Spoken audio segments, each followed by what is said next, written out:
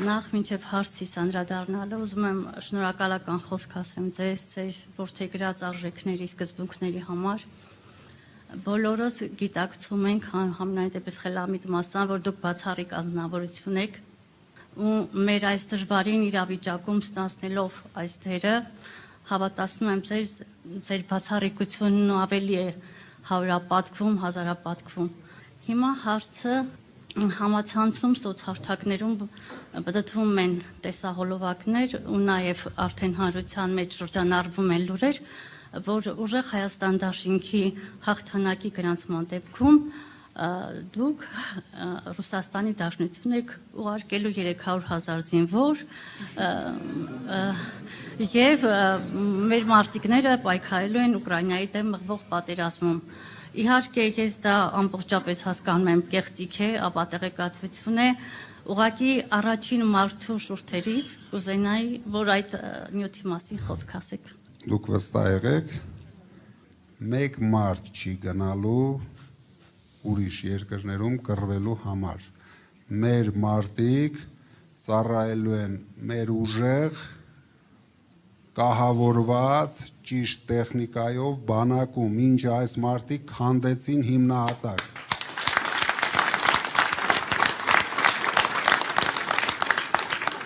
Դուք մի մտածեք, մեր երիտասարդները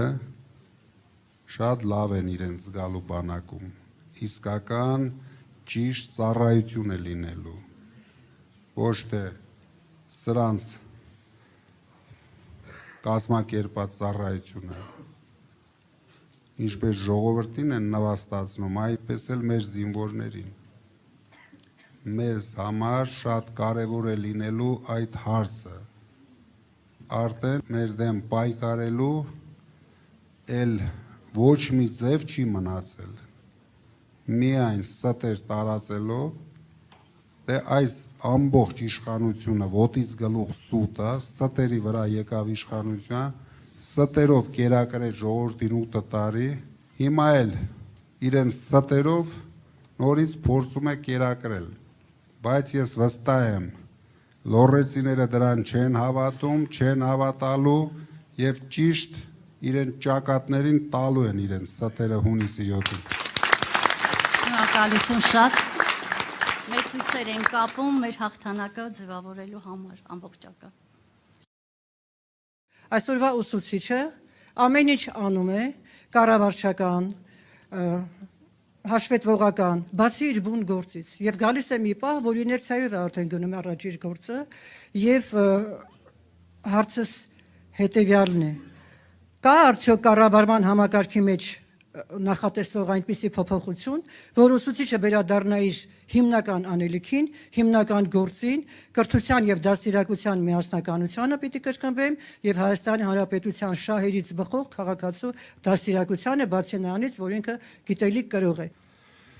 Դուք գիտեք, որ ես մանկավարժների ընտանիքից եմ, ամեն ինչ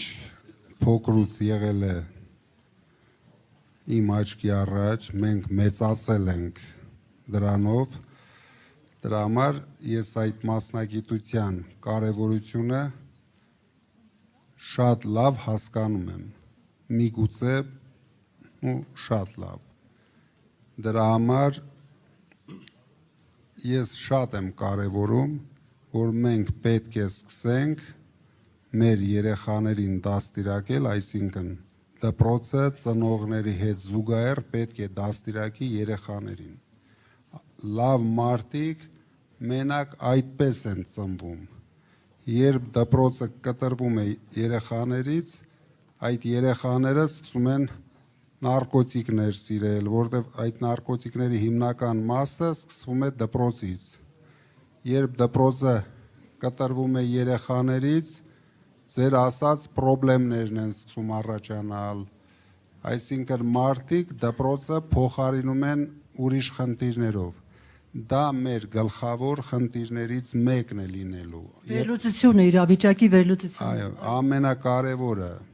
մենք առաջին հերթին հասկանալով մանկավարժների կարևորությունը, միանգամից հայտարարում ենք, որ 150%-ով բարձրանալու է աշխատավարձները։ միջև մարտիկ արժանապատիվ աշխատավար չստանան, դժվար է երիտասարդին ասել գնա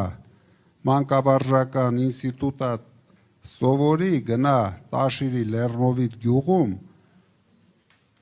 չգիտեմ 100,000 դրամով մանկավարժ աշխատի։ Դրա համար մենք հետևողական ենք լինելու առաջին հերթին, պետք է արժանապատիվ աշխատավարձ ստանան թե կրթության, թե մշակույթի աշխատողները, որ մենք կարողանանք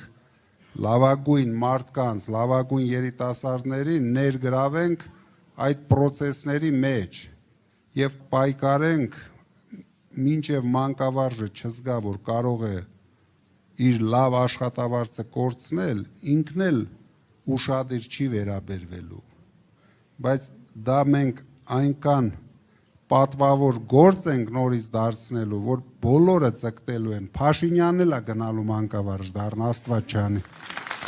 Չէ, բացի դրանից միշտ մեր երկրի խնդրեմը եղել է,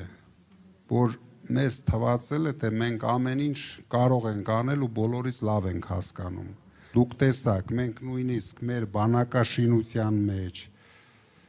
հրավիրում ենք աշխարհի լավագույն մասնագետներին, որտեղ ինչ էլ որ ասենք, բոլորը կարող են ինչ որ ուղղություններ մեզ ցույց տան, բայց համապարփակ լուծում չի լինելու։ Այսինքն մենք միջազգային խոշոր կազմակերպությունների ներգրավելու ենք, մենք ընդհանրապես աշխարհի լավագույն ընկերությունների հետ կնքելու ենք մեր երկրի զարգացման ծրագիրը, դա նախընտրական ծրագիր է, ընտրությունից հետո միանգամից կնքելու ենք ամբողջ զարգացման ծրագիրը, որի մեջ լինելու է թե կրթության զարգացման ծրագիրը, թե բժշկության զարգացման ծրագիրը, թե մշակույթի, թե բանակի, այսինքն մենք ունենալու ենք փաստաթուղթ, ինչը որ ոչ մի անգամ չի արվել մեր երկրի համար։ Բոլոր զարգացող երկրները սկսում են դրանից, միջև մենք չունենանք ընդհանուր ռազմավարություն, ինչը որ ուղղությամբ մեզ տանելու է։ Ալավերդիում պետք է այս ձեռնարկությունը, ուրեմն մենք ստեղծենք այդ ձեռնարկությունը, միգուցե պետք չի Ալավերդիում տանենք դա նոյեմբերյանում դնենք։ Մանրակրկիտ ուսումնասիրվելու են բոլոր հարցերը, նույն էլ կրթական հարցերը։ Շնորհակալություն։ Ինձ թվում է դուք գոհ եք մնալու։ Պարոն Կարապետյան, բարձրացվելիք հարցս ոչ ավել ոչ պակաս մեր ազգային անվտանգությանն է վերաբերում։